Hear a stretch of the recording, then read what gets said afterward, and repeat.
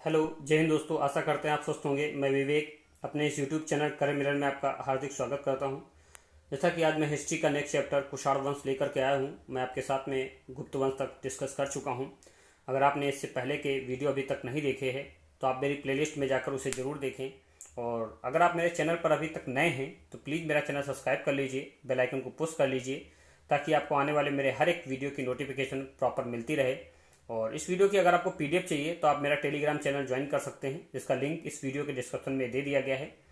और आज मैं आपके साथ में कुषाण वंश डिस्कस करूंगा। इस कुषाण वंश को डिस्कस करने के बाद मैंने एक छोटा सा टेस्ट भी इंक्लूड किया है इस वीडियो में, जो कि इस चैप्टर से रिलेटेड है और based on previous year question है, तो आप उसे जरूर सॉल्व करिएगा। तो बढ़ते हैं, कुषाण वंश की बात करेंगे। आज बात करें कुषाण वंश की, तो कुषाण वंश की बात करने से पहले हम बात कर लेते हैं हिंद यूनानी शासकों के आक्रमण की या विदेशी आक्रमणकारियों की। तो विदेशी आक्रमणकारियों का एक क्रम था, जिस क्रम में सबसे पहले भारत में हिंद यूनानी आए और उसके बाद शक आए और शकों के बाद पहलो आए और पहलों के बाद कुषाण आए। तो ये क्रम है हिंद यूनानी शासक विदेशी आक्रमणकारियों का कि पहले हिंद यूनानी भारत पर आए, भारत पर हिंद यूनानियों ने आक्रमण किया, उसके बाद शकों ने, फिर पहलों ने और फिर कुषाणों ने। ये इनके आक्रमण का क्रम था, जिसमें से हम हिंद यूनानी और पहलो और ऋषक ये तीन इंपॉर्टेंट नहीं है। कुषाण महत्वपूर्ण है, जिसे हम पढ़ेंगे। कुषाण महत्वपूर्ण इसलिए है क्योंकि इसका संबंध बौद्धों की चतुर्थ बौद्ध संगीत से भी है। ठीक है। और बात करें शक की, तो शकों से संबंधित एक क्वेश्चन आता, बहुत ही फेमस क्वेश्चन है कि बताइए सुदर्शन झील का जीर्णोद्धार किसने कराया था। तो रुद्रदमन प्रथम ने कराया था, जो कि शक वंश का सबसे प्रतापी शासक था रुद्रदमन प्रथम, जिसने सुदर्शन झील का जीर्णोद्धार कराया था और जिसे निर्माण करवाया था चंद्रगुप्त मौर्य ने। ठीक है। तो हम बात करेंगे पहले संबंधित कोई इंपॉर्टेंट पॉइंट बनता नहीं है, कुषाण की बात करेंगे हम। बात करें कुषाण की, तो कुषाण वंश का संस्थापक जो था वो कुजुल कटफिसेस था। आप याद रखेंगे, कुषाण वंश का संस्थापक जो था वो कुजुल कटफिसेस था और इस वंश का सबसे प्रतापी शासक कनिष्क था। आप याद रखेंगे, कुषाण वंश जो है वो पूरा का पूरा कनिष्क के इर्द गिर्द घूमता है।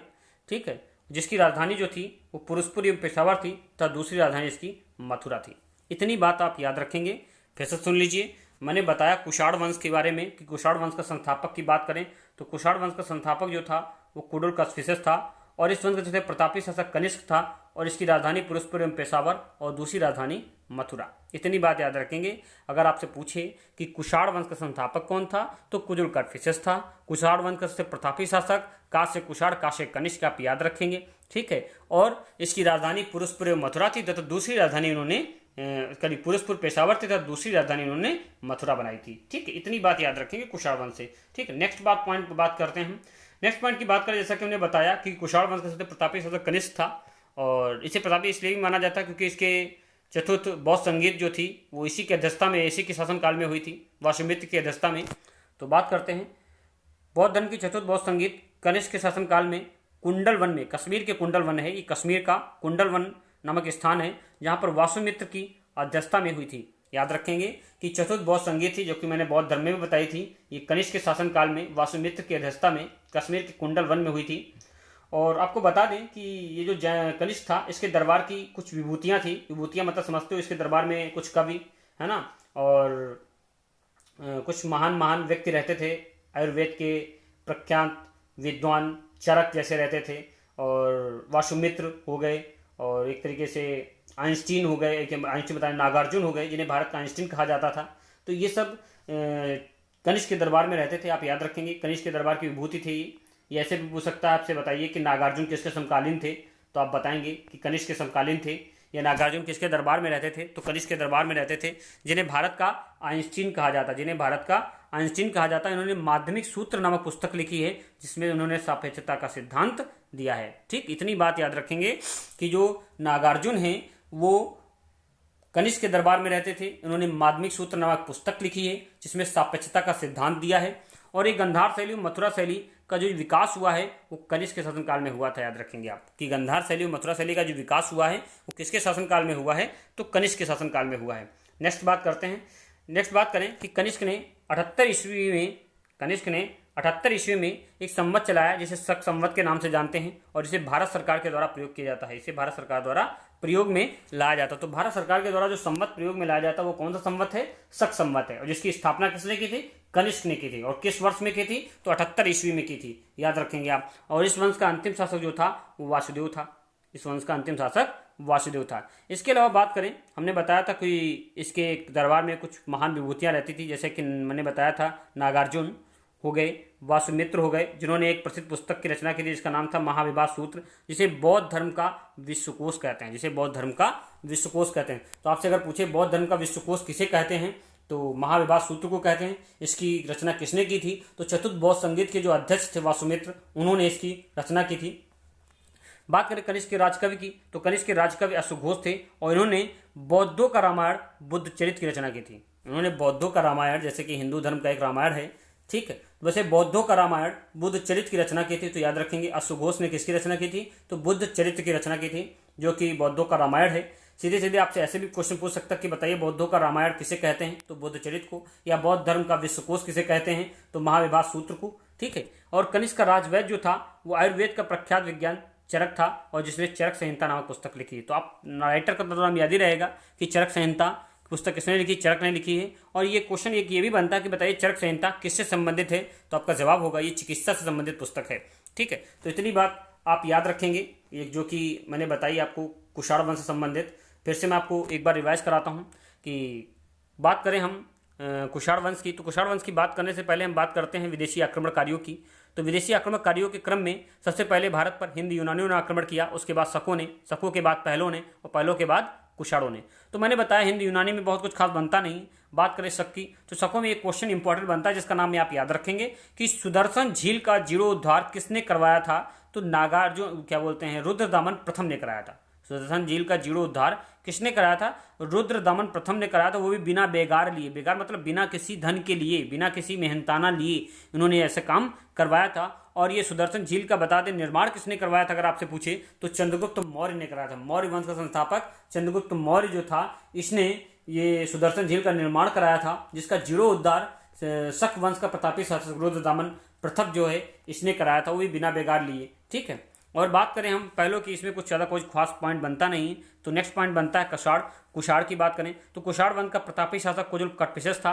इसकी जो राजधानी थी पुरुषपुर, पेशावर तथा दूसरी राजधानी मथुरा थी। इसका प्रतापी शासक कनिष्क था। कनिष्क से बात करें तो इसके शासनकाल में चतुर्थ बौद्ध संगीत हुई थी, वो भी कश्मीर के कुंडलवन में, और जिसकी अध्यक्षता की थी वासुमित्र ने। वासुमित्र की बात बता दें, उन्होंने महाविवाद सूत्र की रचना की है, जिसे बौद्ध धर्म का विश्वकोश कहा जाता है, ठीक है। और इसके अलावा गंधार शैली और मथुरा शैली का विकास जो हुआ था वो भी कनिष्क के शासनकाल में हुआ था। कनिष्क के शासन, कनिष्क ने ही शक संवत की शुरुआत की थी, जो कि 78 ईस्वी में शुरुआत हुई थी जिसकी, ठीक है। कनिष्क के दरबार में अश्वघोष नामक एक राजकवि रहते थे, जिन्होंने बौद्धों का रामायण बुद्ध चरित्र की रचना की है। और कनिष्क के दरबार का एक आयुर्वेद का विख्यात विद्वान था चरक, जिसने चरक संहिता की रचना की है। तो इतनी बात है जो कि आप याद रखेंगे कुषाण वंश से संबंधित। आशा करते हैं आपको बात समझ भी आ गई होगी और बहुत कुछ याद भी हो गया होगा। तो चलते हैं अपने टेस्ट पे। तो आज का टेस्ट है इस वीडियो से संबंधित। बात करते हैं पहले क्वेश्चन की। क्वेश्चन है पहला कि निम्नलिखित नगरों में से किसका उल्लेख कनिष्क के रप्तक अभिलेख में मिलता है? तो कनिष्क का रप्तक अभिलेख बात कर लेते, कनिष्क का रप्तक अभिलेख है क्या? तो ये अफगानिस्तान जो देश है वहाँ पर रप्तक नामक स्थान से संबंधित है। याद रखिएगा, अफगानिस्तान के रप्तक नामक स्थान से संबंधित अभिलेख है कनिष्क का रप्तक अभिलेख। इसमें पूछता है कि इसमें किन नगरों का उल्लेख नहीं है। तो इसमें आपको बता दें रप्तक अभिलेख में 4 नगरों का उल्लेख मिलता है हमें। उन 4 नगरों में श्रावस्ती, कौशाम्बी, पाटलिपुत्र, चंपा। इस ऑप्शन में श्रावस्ती जो है ये इन 4 नगरों में शामिल नहीं है। कौशाम्बी जो है ये शामिल है, ये श्रावस्ती शामिल नहीं है। कौशाम्बी है ये भी शामिल है, पाटलिपुत्र ये भी शामिल है, चंपा ये भी शामिल है, और एक जो अलग है चौथा नंबर वो है साकेत। ये साकेत याद रखेंगे। तो निम्नलिखित में से नगरों में से किसका उल्लेख कनिष्क के रप्तक अभिलेख में नहीं है? तो श्रावस्ती का नहीं है। बाकी 3 कौशाम्बी, पाटलिपुत्र, चंपा का है, और जो चौथा है जो इसका उल्लेख नहीं, इसमें जो ऑप्शन में नहीं दिया वो साकेत। तो याद रखेंगे कनिष्क का रप्तक अभिलेख जो है अफगानिस्तान के रप्तक नामक क्षेत्र से संबंधित है, और इसमें 4 नगरों का उल्लेख मिलता है हमें, कौशाम्बी, पाटलिपुत्र, चंपा और साकेत। श्रावस्ती का उल्लेख नहीं मिलता। तो दोस्तों इसका करेक्ट आंसर क्या हो जाएगा अगर आपसे पूछे तो श्रावस्ती। श्रावस्ती का रप्तक अभिलेख में कोई उल्लेख नहीं है। नेक्स्ट क्वेश्चन की बात करें। नेक्स्ट क्वेश्चन कहता है कि अश्वघोष किसका समकालीन था? तो आपको बता दें ऑप्शन में अश्वघोष किसके दरबार के विभूत थे? तो ऑप्शन में है अशोक का, चंद्रगुप्त द्वितीय का, कनिष्क का, हर्षवर्धन का। तो आपको जवाब होगा कनिष्क का। अश्वघोष जो थे वो कनिष्क के दरबार के राजकवि थे, ठीक, जिन्होंने बौद्धों के रामायण बुद्धचरित की रचना की है, आप ये भी याद रखेंगे। ठीक, नेक्स्ट क्वेश्चन की बात करें, शक संवत का प्रारंभ कब हुआ था? ऑप्शन में 58 ईस्वी है, 78 ईस्वी है, 57 ईसा पूर्व है, 606 ईस्वी है। तो दोस्तों इसका करेक्ट आंसर हो जाएगा 78 ईस्वी। 78 ईस्वी में शक संवत की स्थापना हुई थी, शक संवत प्रारंभ हुआ था। और ये 57 ईस्वी पूर्व है, इसमें विक्रम संवत की स्थापना हुई थी। विक्रम संवत की शुरुआत जो हुई थी वो 57 ईसा पूर्व में हुई थी, आप याद रखेंगे कि शक संवत की शुरुआत 78 ईसा पूर्व और विक्रम संवत की स्थापना जो हुई थी 57 ईसा पूर्व हुई थी। ठीक, नेक्स्ट क्वेश्चन की बात करें। नेक्स्ट क्वेश्चन कह रहा है कि कनिष्क के सारनाथ बौद्ध प्रतिमा अभिलेख की तिथि क्या है? 78 ईस्वी सन, 81 ईस्वी सन, या 98 ईस्वी सन, या 121 ईस्वी? ये ईस्वी पूछ रहा है आपसे किस ईस्वी में हुई थी, तो इसका दोस्तों करेक्ट आंसर हो जाएगा 81 ईस्वी में हुई थी। तो कनिष्क के सारनाथ बौद्ध प्रतिमा अभिलेख की तिथि क्या थी? तो 81 ईस्वी थी, याद रखेंगे। नेक्स्ट क्वेश्चन की बात करें, निम्न में से किसने भारत में स्वर्ण सिक्कों का प्रचलन नियमित उपयोग के लिए कराया था? तो आपको पता है सबसे पहले स्वर्ण सिक्कों का प्रचलन हिंद यवन शासकों ने चलाया था। जबकि बात करें इसमें कि किसमें भारत के स्वर्ण सिक्कों का प्रचलन नियमित उपयोग के लिए कराया था, तो नियमित उपयोग ऐसे तो चलाया था हिंद यूनानियों ने, लेकिन नियमित उपयोग के लिए सिक्कों का प्रचलन जो चढ़वाया था, स्वर्ण सिक्कों का प्रचलन किया था, तो ऑप्शन में विम कटफिसेस है, कुजुल कटफिसेस है, कनिष्क है, हरमवीज है। तो ये विम कटफिसेस ने कराया था, जो कि कनिष्क प्रथम का पिता था। ठीक है, तो याद रखेंगे, तो विम कटफिसेस था जिसने स्वर्ण सिक्कों का प्रचलन कराया था। नेक्स्ट क्वेश्चन की बात करें, बुद्ध का किसके सिक्कों पर अंकन हुआ है? बुद्ध का किसके सिक्कों पर अंकन हुआ है? विम कटफिसेस के, कनिष्क के, नाहपाड़ के, बुद्ध गुप्त के? तो दोस्तों इसका करेक्ट आंसर हो जाएगा कनिष्क के। तो आपको पता है कि कनिष्क के शासनकाल में चतुर्थ बौद्ध संगीत की अध्यक्षता, मतलब बौद्ध संगीत आयोजित हुई थी। तो बुद्ध ने के सिक्कों पर जो है वो बुद्ध का किसके सिक्कों पर अंकन मिलता है? तो कनिष्क के सिक्कों पर अंकन मिलता है। तो आप ये याद रखेंगे कि बुद्ध का किसके सिक्कों पर अंकन मिलता है? तो कनिष्क के सिक्कों पर अंकन मिलता है। नेक्स्ट क्वेश्चन की बात करें, नेक्स्ट क्वेश्चन और इस वीडियो का लास्ट क्वेश्चन है कि बिना बेगार के किसने सुदर्शन झील का जीर्णोद्धार कराया था? जैसा कि मैंने आपको पहले भी बताया है कि शक वंश का प्रतापी शासक था, वो कौन है? तो रुद्रदामन प्रथम। इसने ही बिना बेगार के लिए ही सुदर्शन झील का जीर्णोद्धार कराया था, जिसका निर्माण किसने कराया था? चंद्रगुप्त मौर्य ने कराया था। तो इतनी बात याद रखेंगे। तो आशा करते होंगे दोस्तों आपको ये वीडियो पसंद आया है। अगर आपको ये वीडियो पसंद आया है तो प्लीज़ लाइक करें, सब्सक्राइब करें और शेयर करें। धन्यवाद।